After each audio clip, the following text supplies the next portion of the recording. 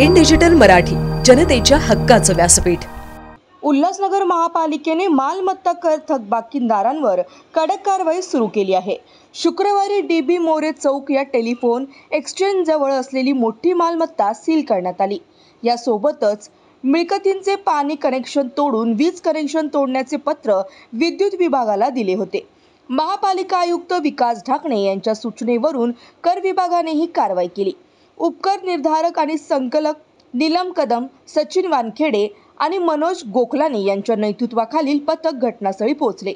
जयराज कल्याणी आणि इतरांच्या नावावर ही मालमत्ता नोंदणीकृत असल्याचे सांगितले जाते।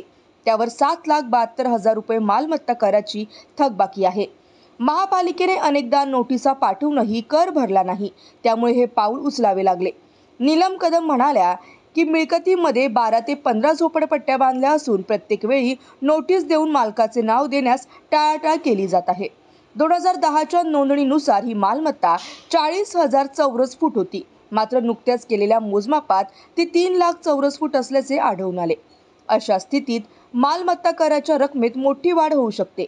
सर्व थकबाकीदारांनी कर भरून महापालिकेला सहकार्य करावे असे आवाहन नीलम कदम यांनी केले आहे। कर भरण्यात दिरंगाई करणाऱ्या थकबाकीदारांवर त्वरित कारवाई केली जाईल असा इशारा त्यांनी दिला।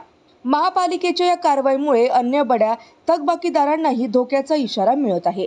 महापालिका क्षेत्रातील अनेक प्रभावशाली लोक मालमत्ता कर न भरून शहराच्या विकासात अडथळा आणत आहेत, मात्र आता कर विभागाने अशा लोकांवर कारवाई करण्याची तयारी केली आहे।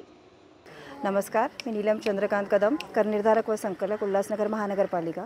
माननीय आयुक्त तथा प्रशासक श्री विकास ढाकणे सर आणि माननीय अतिरिक्त आयुक्त श्री जमीर लेंगरेकर सर यांच्या आदेशानुसार मालमत्ता कर थकबाकीदारांवरती कारवाईची मोहीम सुरू करण्यात आलेली आहे। त्या अनुषंगाने मालमत्ता चलता नंबर 212/212/1 शीट नंबर 76 या मालमत्तेसाठी माहे ऑक्टोबर 2024 मध्ये